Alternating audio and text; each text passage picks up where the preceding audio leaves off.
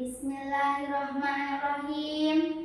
Assalamualaikum warahmatullahi wabarakatuh.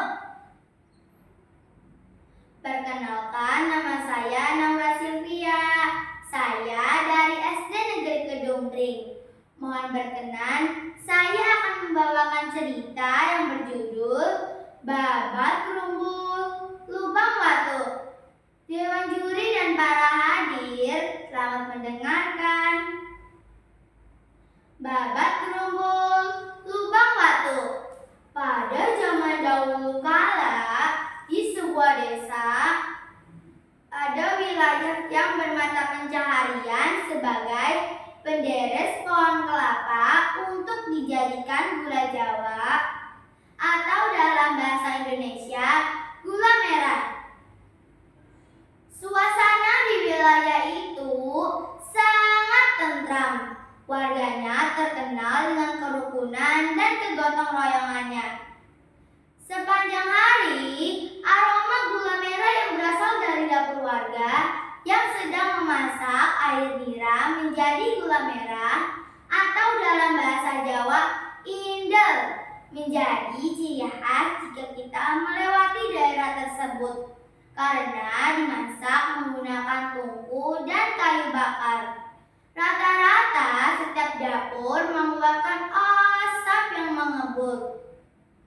Jika menjelang sore datang, kaum lelaki tua dan muda hilir mudik membawa kompor atau bumbung dari bambu untuk dijadikan tempat air nira setelah dideres dari pohonnya.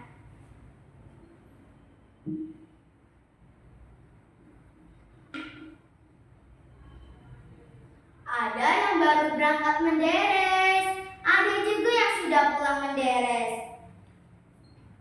Gula-gula merah yang dihasilkan dari daerah tersebut kualitasnya terkenal sangat bagus karena pengolahannya yang secara hati-hati dan tradisional turun-menurun. Rasa manis dan wangi khas gula merah, banyak warga dari desa lain yang sengaja datang untuk membelinya. Bahkan banyak pemudik besar yang datang dari kota. Tetapi akhir-akhir ini warga sangat dikagetkan air nira hasil menderes yang disimpan di dapur warga banyak menghilang. Ada yang melapor ke tetangga, ada juga yang melapor ke ketua RT setempat. Bahkan lebih parahnya lagi, ada suami istri yang cekcok gara-gara kejadian tersebut, seperti yang dialami oleh Nini Sinem dan Kaki Parto. Pak, saya kira setiap hari Bapak berangkat menderes, tapi itu yang dibawa selalu pongkol kosong terus. Apa air niranya tidak pernah dibawa pulang? Nini Sinem bertanya kepada suaminya yang bernama Kaki Parto. Abang kamu bilang tidak pernah bawa air nira. Kamu kalau ngomong sama suami jangan sembarangan, jawab Kaki Parto dengan nada tinggi yang sangat marah. Kaki Parto dan Nini Sinem tidak ada yang mau mengalah karena masing-masing merasa benar. Pertengkaran Kaki Parto dan Nini Sinem yang begitu ramai pun sampai terdengar oleh tetangga. Assalamualaikum, tok tok tok. Tuh Pak, sampai dari tetangga. Apa kamu tidak malu? Nini Sinem bicara sambil sewot. Waalaikumsalam. Oh Pak RT, monggo Pak.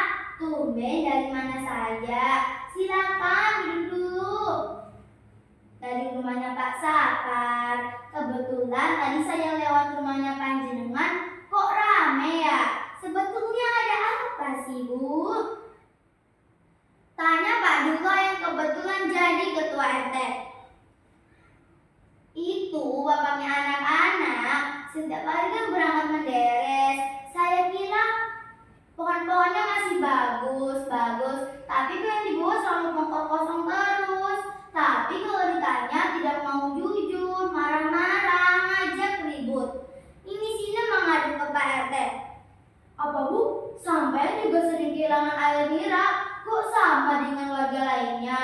Akhir-akhir ini banyak yang melapor kalau air nira mereka banyak yang menghilang. Apa memang benar sini ada pencuri? Pak RT mulai curiga. Kalau begitu, sekarang kita harus bagaimana ini Pak RT? Coba besok kita musyawarah dengan warga lainnya.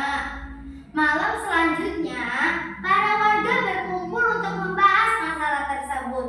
Ada yang mengusul mengintai, ada juga yang mengusul membuat perangkap, dan ada juga yang mengusul kalau pencurinya tertangkap, jangan langsung dijebloskan ke penjara, tetapi dipukuli terlebih dahulu. Para warga sepakat, setiap malam diadakan ronda. Pos ronda dibangun di sebelah rumah Pak RT. Jika menjelang malam, para warga bergantian untuk berronda. Warga tidak menyerah, meskipun pencurinya belum tertangkap, para warga masih bergantian ronda. Sampai pada suatu malam, kebetulan Pak RT yang sedang meronda. Tiba-tiba ada suara, ngos-ngos, selasar-selasar. Ser, Pak RT merinding. Tumben ada suara aneh. Jangan-jangan benar lagi ada pencuri di sini. Dan yang mendengar suara tersebut tidak hanya Pak RT, tetapi warga lain yang sedang kebetulan ronda pun bisa dapat mendengarnya. Kang, dengarkan ada suara aneh. Sepertinya pencurinya datang. Iya, benar. Jangan keras-keras. Ayo segera kita intip. Ayo. Para warga yang lainnya kebetulan sedang beronda pun mencari dari mana sumber suara tersebut. Tidak disangka-sangka, selama ini perkiraan warga tidak benar. Bukan pencuri yang mencuri air nira warga, tetapi ular besar yang meminumnya. Selanjutnya, para warga bermusyawarah lagi untuk mencari cara agar ular besar itu tidak meminum air nira warga lagi. Para warga bersama-sama mencari dari mana sarang ular tersebut. Ternyata ular bersarang di belakang rumah kakek Parto. Nah, selanjutnya para warga bermusyawarah lagi mencari cara agar ular besar itu tidak meminum air nira warga lagi. Para warga bersama-sama malamnya, para warga bersama-sama meletakkan tongkat berisi penuh dengan air nira yang di dekatnya terdapat batu yang sangat besar. Karena saking penasarannya, para warga bersama-sama melihat bagaimana ular besar itu dapat menghabiskan air nira yang sudah disediakan oleh warga. Benar juga, para warga melihat dengan mata kepala mereka sendiri. Ular besar keluar dari sarangnya, selosor, lalu meminum air nira yang sudah disediakan oleh warga. Setelah kenyang, ular besar itu kembali masuk ke sarangnya. Para warga dengan hati-hati menutup sarang ular tersebut dengan batu yang sangat besar.